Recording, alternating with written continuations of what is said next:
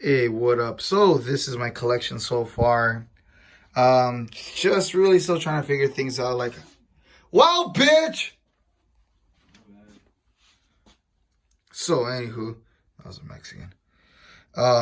See, I kind of just have a display case with everything because I'm trying to like figure out like, how to kind of display all the things I've collected. It's kind of like a random assortment of things like Pokemon, Yu-Gi-Oh, Game Boy, some 64 games, and then with the one exception being this book signed by Dante Bosco that my brother got me.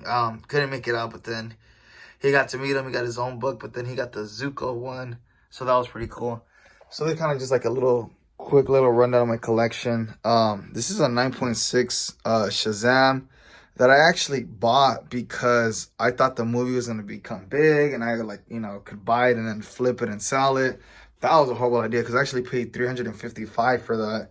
So if you see it on eBay and you wonder who's the dumbass who paid that much money, yeah, that was me. So this is just a PSA 2 graded Charizard because I thought it was pretty cool because it's only I think less than like 75 PSA 2 Charizards. And then after these, I had always wanted to collect Exodia because, I mean, come on, it's Exodia, right? So that's kind of like super, super dope. Sorry for the fucking breathing. So then this is actually a Shadow List PSA 2 Charizard. Again, it's like pretty rare. So I kind of just like collecting like the ones that are like the least, least in quantity of.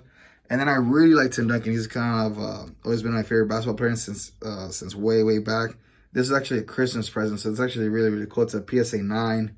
So that's actually like, one of my favorite things. And then down here, I have a sealed Yu-Gi-Oh! Starter deck with, not first edition, but it's still really, really cool because it's actually open, but the inside it's still sealed. Like the package is still sealed, so it's never been opened.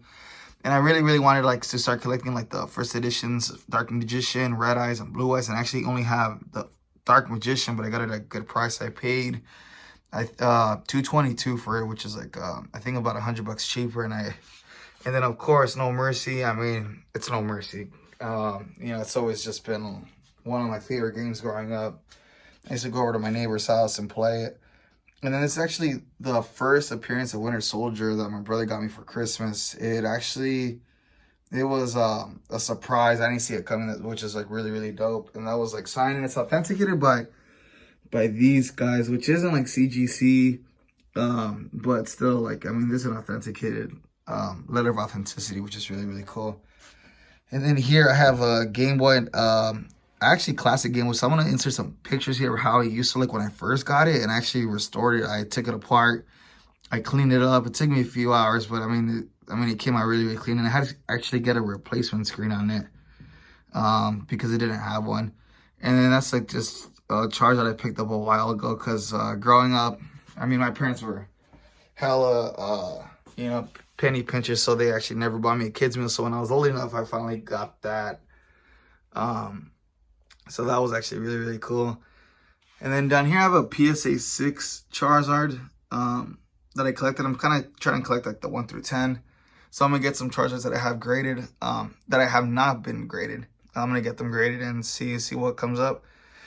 And these comics are just the first appearance of, it's the first race of Superman versus Flash. I really wanted that.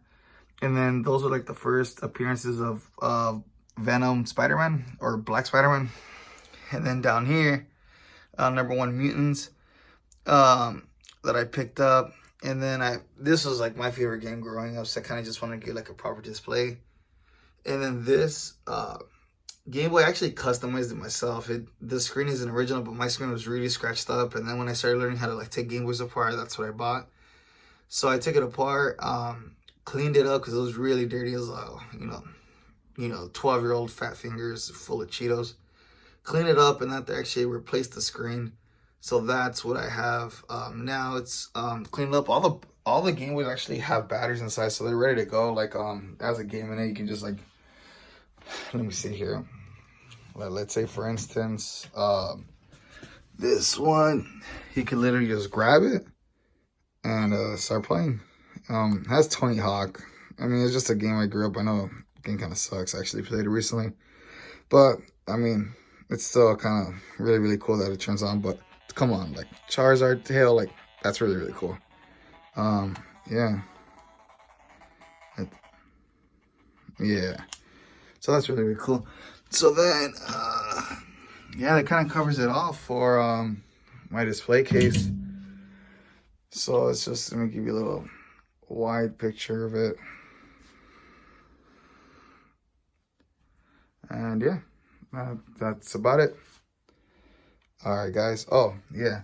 And actually, there's like a little cool story behind this Yao Ming card. It was actually, I think it's a rookie card. It's a rookie jersey card. I was once, I bought a packet of basketball cards at Target. And when I came home, I was like looking through the cards and I didn't notice it. And this card was actually stuck.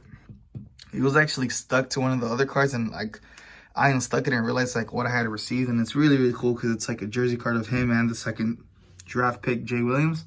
So that was actually, to this day, still one of my prized possessions. It's not worth much, but it's more like the sentimental value of it all. But yeah, just give you a rundown of everything. And you know, thanks for watching.